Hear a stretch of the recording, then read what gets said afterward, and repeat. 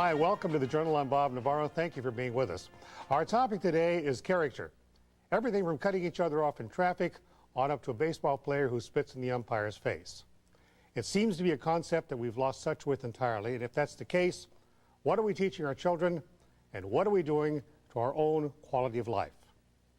Here to tackle those questions are actor Robert Hanley, founder of a group called the Entertainment Fellowship, and Michael Josephson, who founded the Josephson Institute of Ethics.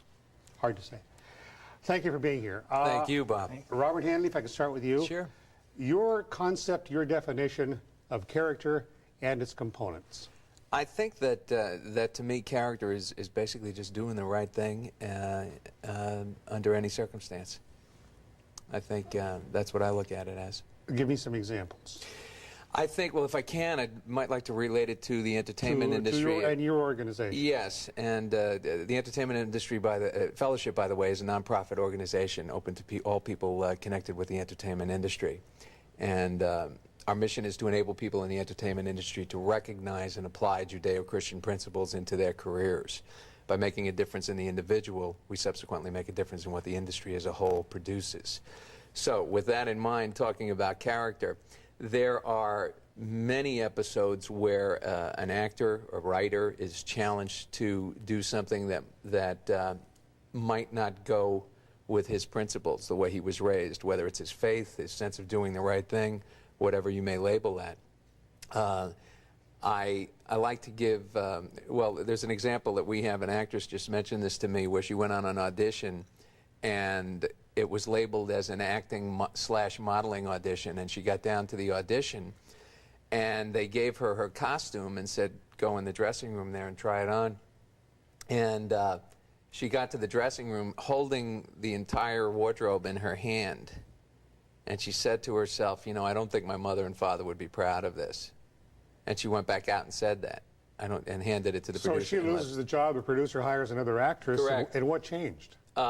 Well, I think that what changed was within her, and I think that's where the emphasis, I think that's where the focus should be. I don't mean to say should, but that's what I like to think where the focus lies.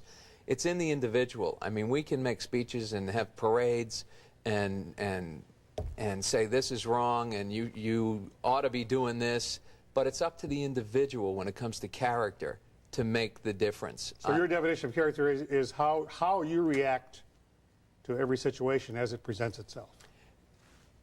Well, I don't think that's a definition in itself. I think you have to bring in your sense of right, your sense of what you believe is the right thing to do, and going for that and sticking to it, whether it means a job, whether it means a relationship, whatever it may mean.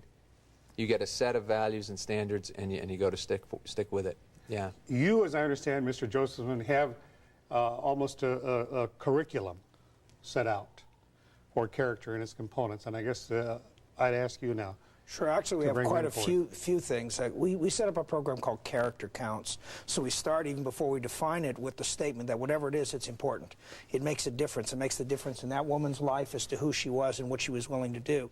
We just recently finished a videotape for very young kids called Kids for Character. Tom Selleck introduces it, and all the kids' characters are part of it. And we define character for very young children as it's what you are inside. And the notion is to distinguish character from all the influences about it. Now, there's 6 major characteristics, a bundle of virtues that we think are essential to good character. Being trustworthy, treating people with respect, being responsible, good, being fair, being caring, and being a good citizen. And it's in the way in which these 6 things play out in your life. For instance, this young woman was caring about what her parents thought. She also had a sense of integrity, which is part of trustworthiness. And there was a recognition that whether or not she was going to change anything, you know, you kind of asked that question. At the end of the day, so what? Another actress did it. Another actress took the job. But it wasn't her. That's significant. And at the end of the day, it wasn't her parents who saw her do it, and she didn't contribute it. I'm an old 60s guy who said, you know, if you aren't part of the solution, you're part of the problem. So people of character do the right thing. When we saw that list of character traits, the 6 pillars of character, I believe you call them, right? Yes. you're not born with those, correct? No, you're not. I think you have a disposition toward them. But, you know, I think human beings are capable of being very generous and very kind, or sometimes very cruel and very, very selfish. So character development is about bringing out those characteristics in people by teaching them, by rewarding them, and most important, by modeling them. Well, what follows there, then let's say, because most parents do try to teach their children the right from wrong, sure, and trustworthiness, fairness, and all the rest of it. What then happens once the parents' influence fades a little bit as the child goes forward? Well, what happened with you? I think, and I'm somewhat humorous in saying that. I think for all of us, I mean, and I'll just speak for myself. I think I was raised, you know, in a parochial school, and for a lot of years through high school, got out. I started doing my own thing, got away from a lot of the values that my parents, my teachers taught me, and lived life, took some hard knocks, started realizing, boy, you know what my mother said was pretty good advice, or what that teacher said was pretty good advice. And as you mature, maybe that's one of the definitions of maturity, I think you come back to that and realize this is gold, this is what's really valid in my life. How do you feel?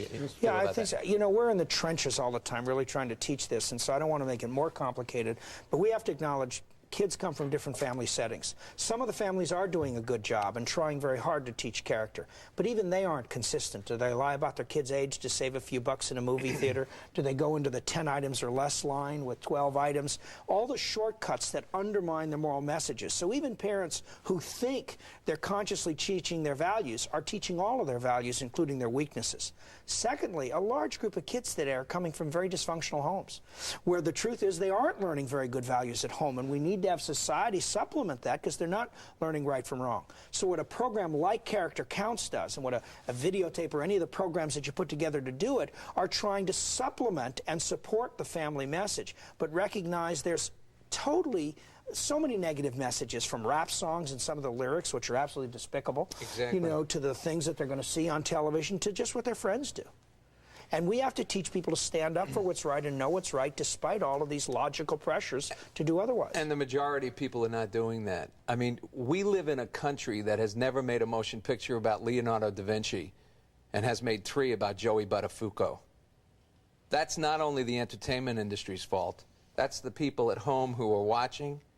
And the I would reverse it. I would reverse that with all due respect. I would say it's the market's fault. You're all due respecting me. It's the market's fault. I mean, I'm not going to produce something that somebody's not going to go watch.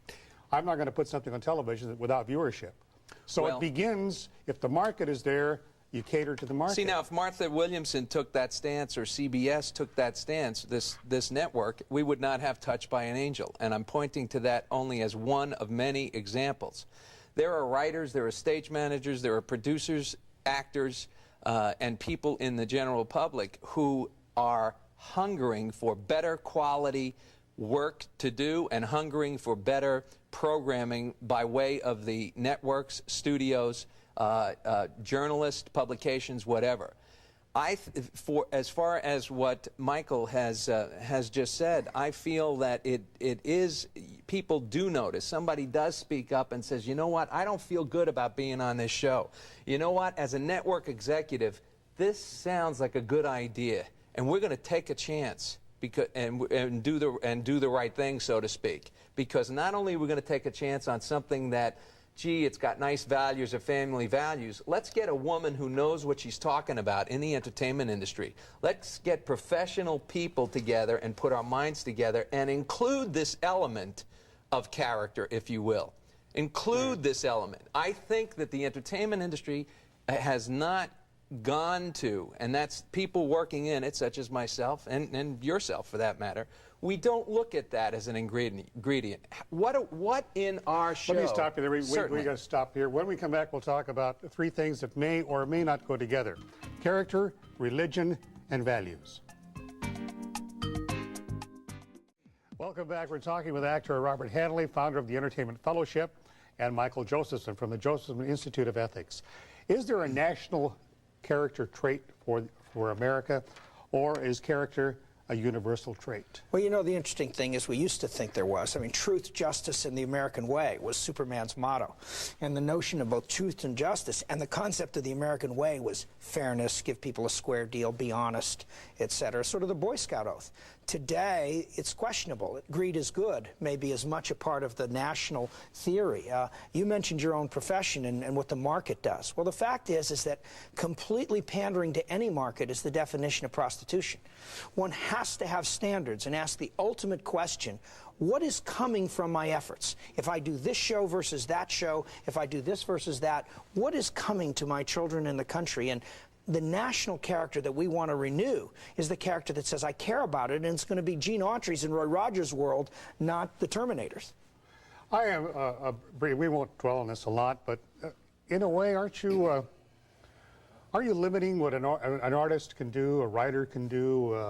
Some very great writers have dwelled on profanity, dwelt with devious situations, dwelt with the darker side of life, and through that we've learned.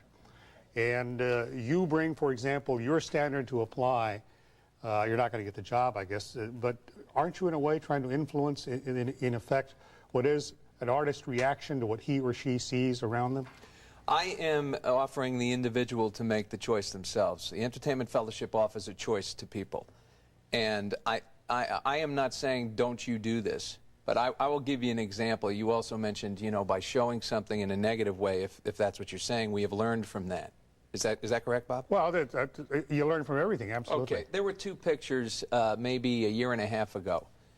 One was Pulp Fiction, and one was The Shawshank Redemption. I don't know if either of you saw those motion pictures. By accident, I saw them both. I'm not much of a moviegoer. Pulp Fiction, and both of them dealt with, in each movie, there was male rape, there was bad language, there was violence.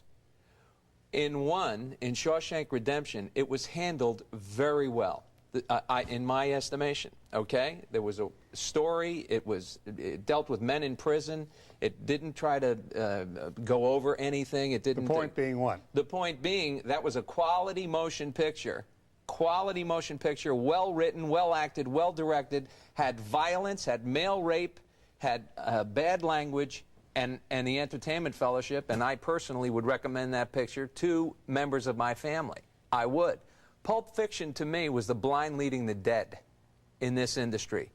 Pulp Fiction, to me, was a bunch of talented people getting a story together that, for gratuitous reasons, every other word was a bad word, used foul language.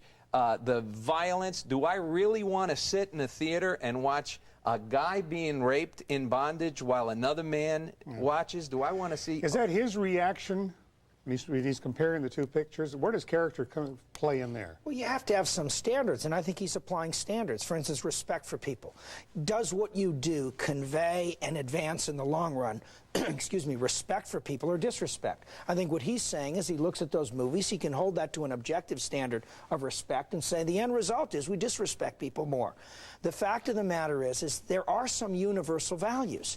Justice, fairness, respect for others, responsibility. That's what those 6 pillars are. Now, we may disagree on the margins as to how to apply it to an individual movie, but we don't doubt that a gang rape is wrong, that molesting your daughter is wrong, that torturing an animal is wrong, and yet we want to give everybody freedom to express this without judgment that what they're doing is polluting our environment. So I guess if I understand you, you present it, but then there should be judgment that goes along with it. Absolutely. Look, I'm not for censorship, and I don't think we're easy. You know, and that's another element here which touches on what you're saying, Bob, I feel.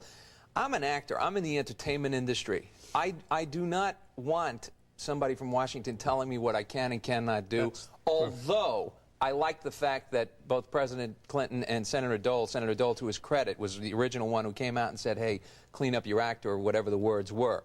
I like that. Usually, and on shows like this, or Meet the Press, I've seen arguments, or PBS had a thing where they had members of the entertainment industry, very well educated. We're down to 10 seconds on this, so make your point. All right. The point being, I think if it's going to happen, if a change is going to happen, it's up to the individuals. It's up to the individuals in the entertainment industry to make a choice. I'd like to go on, but I'm seeing you only got 5 seconds. Go ahead. When we come back, we'll talk about something that may have already gone the way of the dinosaurs. Character in politics.